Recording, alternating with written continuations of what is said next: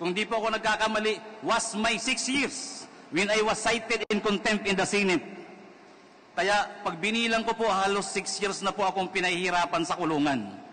Hindi ko po mailabas ng todo ang aking hinaing. Dahil sa Senado pa lang, pagkahuli namin ng magnetic lifter sa customs, pagdating ko sa Senado, tinutukan na ako ni Poncio Pilato. Yan po ang totoo.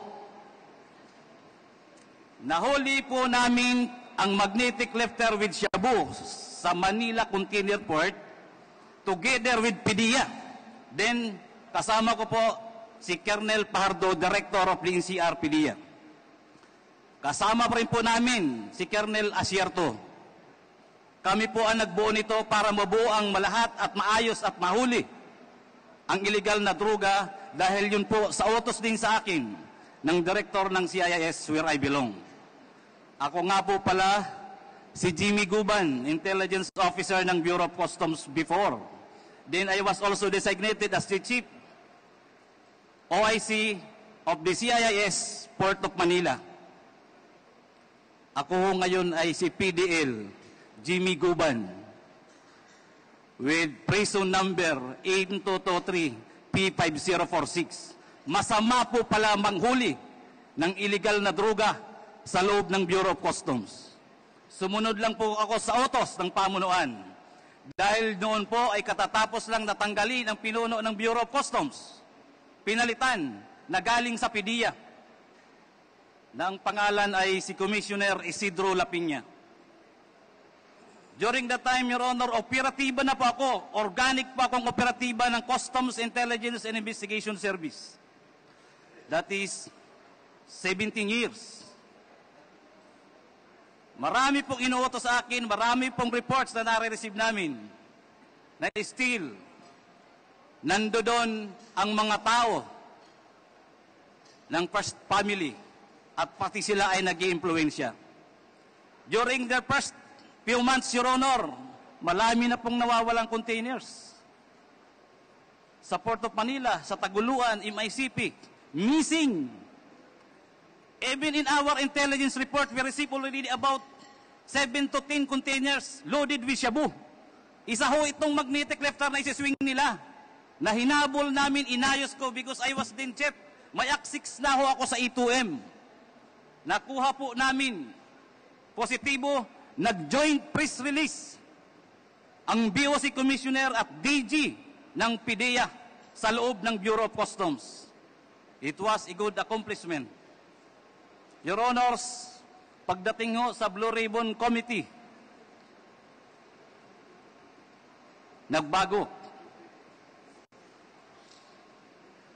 The night before the Senate Blue Ribbon Committee, may tumawag sa akin, hindi ko kilala, nag-ring ang cellphone. Another ring, may kasunod na text, nagpakilalang si Dis Mangawang. Dis Mangawang is our deputy collector during that time sa Port of Manila. Nagpakilala siya kaya sinagot ko, pero hindi ho kami yan magkaibigan as an employee of the Bureau. Sinabi niya na tumatawag sa iyo si Paring Bini. Kausapin mo. Si Paring Bini. I am referring to Mr. Bini Antiporda. Kausapin mo kung ano pa magagawa sa kargamento. Sinagot ko kagad siya. Madam, sorry. Trabaho, huli na yan. Accomplishment yan. Your Honors, pagdating po sa Senado, sa Blue Ribbon Committee, nag-hearing, after the hearing, sinight kagad ako, I was cited in contempt. Dinala ko kagad ako doon sa kwarto. Gusto ko hong magpahinga. Tiningnan ko kung anong pwede kong magawa. Dahil mali pala ang magtrabaho ng tama. May sumunod po sa akin na kumatok. Sabi ko, siguro ko may tutulong sa akin. Nagpakilalang, tiga Blue Ribbon to. Buksan mo pinto, babae.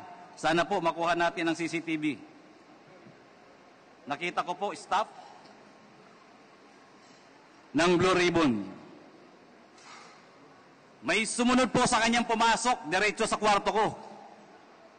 Tuloy-tuloy po akong dinudoro. Jimmy, pag binanggit mo ang pangalan na to, pag binanggit mo to, mamamatay ka. Lalo na kung makarating ka sa Pasay City Jail. Di tatagal ang buhay mo. The worst, Your Honor, sinabay niya pa pati anak ko. Alam namin kung nasaan yung anak mo sa Makati. Madali kidnapin yan.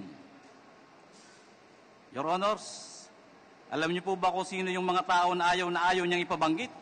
Na halos doon pa lang gusto na ako sipain, bugbugin. Si Pulong, si Mans, si Michael Yang, at ang sabi niya pa, mga kaibigan niya ni Bini, Antiporda, magkakasama yan, hindi mo ba iisang pamilya yan? Palagi yan sa Malacanang. Official pa yan ng National Press Club. Si Michael Yang, doon ko lang din nga po nalaman. Your Honors, halos hindi ko humatansya na ang intelligence report namin ay doon palang validated na may mga trabaho si Michael Yang at ang kanyang kaibigan ng illegal na droga. Halos, sabi ko, Diyos ko, akala ko trabaho lang to. Your Honor, doon pa ako nag-isip. Nag-isip, nanalangin, at sinabi ko sa sarili ko, para safety ako. At alam kong kaibigan ko naman si Colonel Asierto at malapit sa intelligence report namin, siya na lang ang dinisguise kong importer ng magnetic letter loaded with shabu. Your Honor, before the time nung ma-apprehend namin yung container, may kasama akong si Hernan Abarrio. By the way, Your Honor, ang may-ari niya na Bicaba Trading, ang consignee na yan, ang may-ari ay tiga Calapan, Oriental, Mindoro. Meron akong kasama na tiga Oriental, Mindoro. Magkasabay, nalaman ko kagad kung sino si Mr. Bicaba Trading, Bidasto Cabral Barakil. Dahil si Hernan Abarrio ay tiga roon, na-check niya kaagad kung sino si Bidasto Cabral Barakil. Ang pamilya ay nandun lang ang pamilya ni Hernan ay tiga roon sa Calapan City. Si Mr. Barakil ay nagtatrabaho lang bilang traffic enforcer sa Calapan City. Bago ko yan binigay sa PDEA. Inalam at kinausap ni Agent Hernan Abarrio. Umuwi, kinausap, tinawag. Pare, paki-confirm mo na lang kung meron parating or what. Alam niyo, yung tatlong tao, normal na normal. Parang walang nangyayari sa kanila. At yung isang inchik, 2 or 3, sabi sa akin, pare, yung inchik nga, hindi takot eh. Sabi ko, bakit? Sabi niya, Michael Yang yan eh. Michael Yang yan, and Mans, Pulong. Kami hingi na lang ng tulong sa inyo, tulong yan. Wala pong kakwenta, parang hindi po parang normal lang. Na yung importation ay kay Mr. Bidas, ang consignee ay Bicaba Trading. Your Honor,